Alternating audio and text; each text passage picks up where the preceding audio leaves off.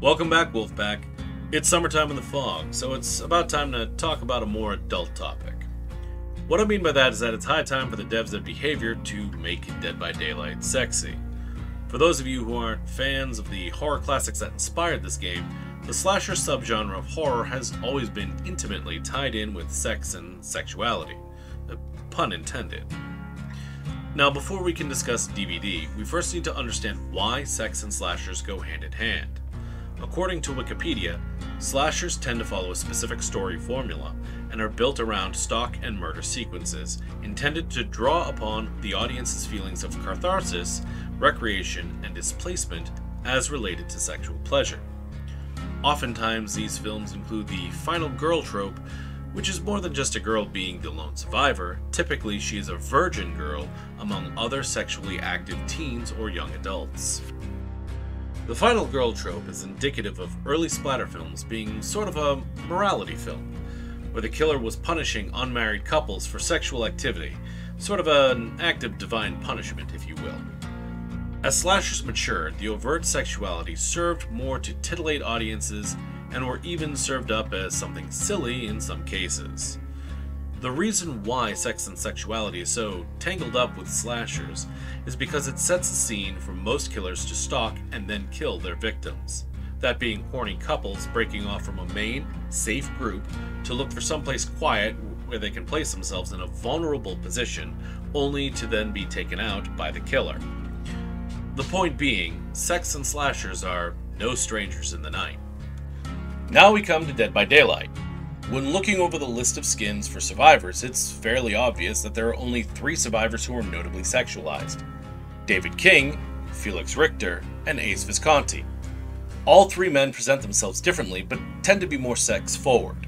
David King presents a masculine sexuality, and this is notable with his now 5 open shirt or bare-chested outfits, not to mention his posture. Felix presents more of a Prince Charming form of sexuality, classy, cool, and complete with a Valentine's Day open robe for viewing pleasure.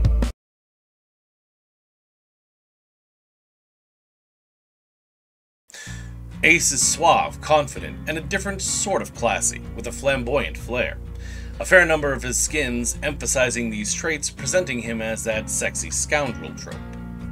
All 3 of these characters are very clearly being objectified by behavior, and while I don't find this to be a particular problem, the problem I do have is that only these 3 men are being sexually objectified. The ladies of Dead by Daylight, while having some attractive outfits, yes, are all dressed quite conservatively, especially when compared to David King. The vast majority of the girls' outfits are either bulky or busy, or otherwise picked out by their pastor dad who put a Bible between them and their prom dates to make sure that they left room for Jesus.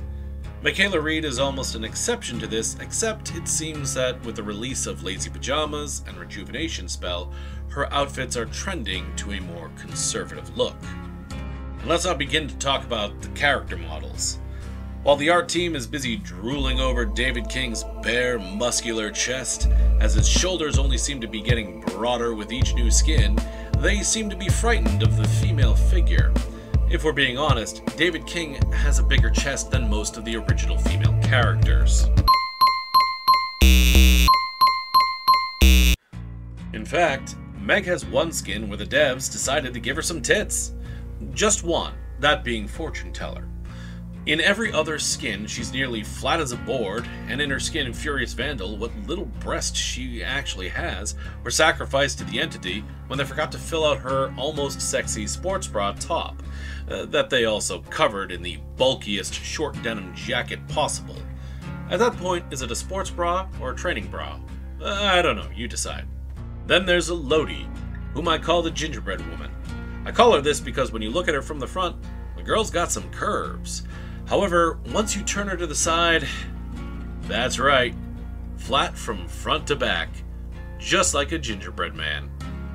You now cannot unsee this. You're welcome. You know what? While we're at it, let's go down the line and assess the assets. Meg, A. C depending on skin. Claudette, A. B or C depending on skin. Nia, A. Feng, A. Kate, B, maybe C. Jane, D, maybe double D, and rocking a sweet cake too. Honestly curious how this made it past the other devs.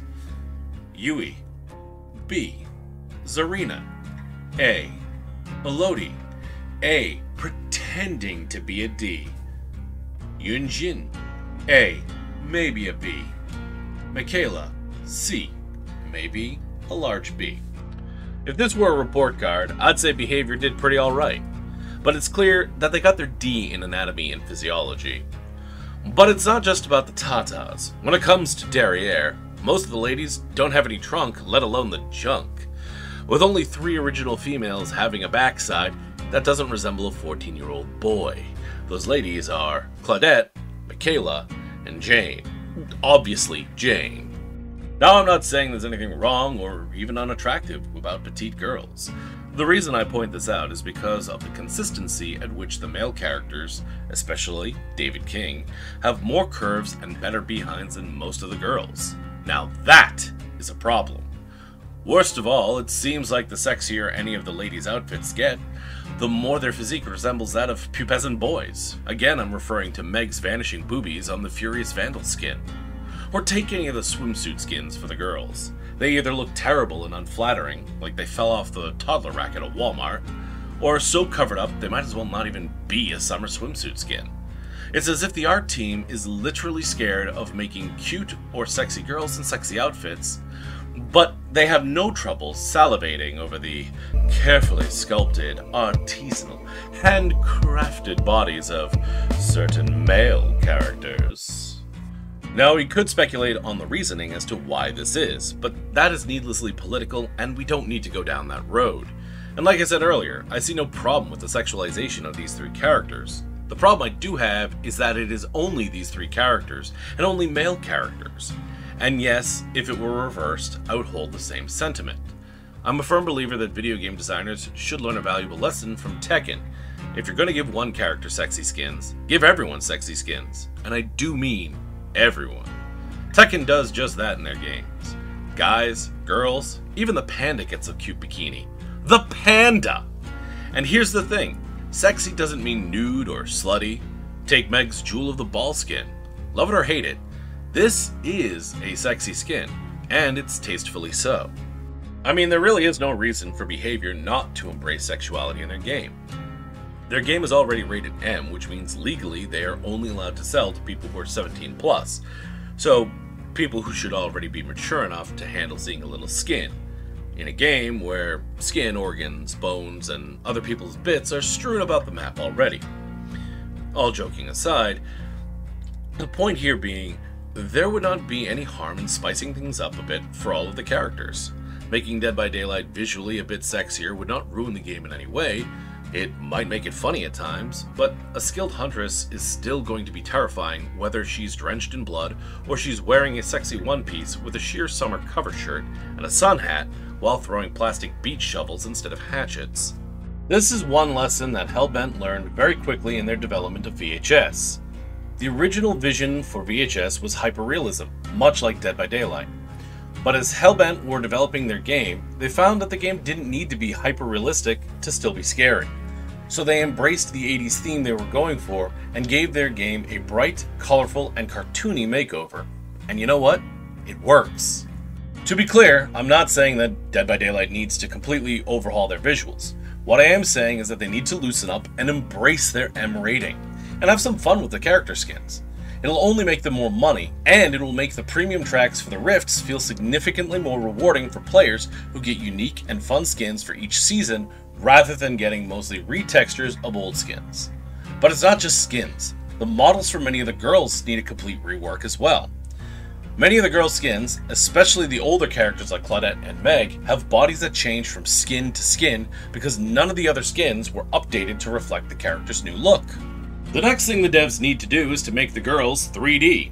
I get it, some people like 2D girls, but this ain't anime, and we aren't playing Paper Mario either. The devs need to stop being afraid of the female figure and give these girls some curves.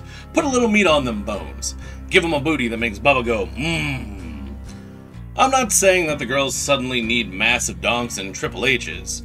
What I'm saying is that the devs need to be more reasonable with the shapes of the female survivors, and to not be afraid to make the women, you know, look like women. With that out of the way, now back onto the skins. Like I said, the devs need to take a note out of Tekken's book. Just give everyone something sexy or even silly. Not just the survivors, but the killers as well. Imagine Clown in one of those 1940s styled circus strongman unitard-like swimsuits. As a Clown main, I would buy that, or play the crap out of a Rift to get it. Especially if his bottles were turned into water balloons. And why doesn't Doctor, the electro-shocky guy, have a summer Storm Chaser skin? His weapon could be a sparking and semi-burned umbrella that looks like it's been hit by lightning. This is what I'm talking about. Have a little fun with it, devs. There's plenty of time throughout the year to have more serious skins, but take creative liberties, especially during the summer and Valentine's Day. And yes, I do mean Valentine's Day too. Tastefully sheer satin negligees, the oversized men's dress shirts, or even some tastefully sexy evening dresses or cocktail dresses for the ladies. And silk boxers or mankinis, with or without a cover robe, or perhaps a sexy date night dress up or dress down for the guys. And just for fun, if they could get the permission for it from the owners of Saw, a set of couple skins for David Tapp and Huntress, as sort of a nod to Salmonation. And going back to summer, you could have Fang in a bikini or tankini with a short skirt, or Daisy Dukes and call it Arcade Allure or Siren of Skee-Ball. Just throwing ideas out there, and I already know some of you are thinking, I would buy that. But here's the real thing. Not only would these skins help to drive the fun and casual atmosphere that Behavior wants to have with Dead by Daylight, it would actually give players who enjoy the game a good reason to open their wallets and continue supporting the game financially. It's literally a win-win. Why Behavior hasn't actually done this is beyond me. By now, most people already know that it's the art team who really carries this game, so it's just Behavior getting in their own way. Behavior has some very talented people on their art team, and that talent is being wasted on retextures instead of fun and creative skins. Oh, and one last thing. Not every skin needs to be covered with dirt and blood. Behavior has a virtually endless gold mine to tap into right at the tip of their fingers. But in usual Behavior fashion, this opportunity too is squandered for reasons that are beyond sense, and business sense for that matter. That's going to do it for today's video. I hope you all had as much fun watching it as I did making it. If you do like the content, be sure to hit that subscribe button and ring that bell, or follow me on Twitter if you want notifications when more videos go live.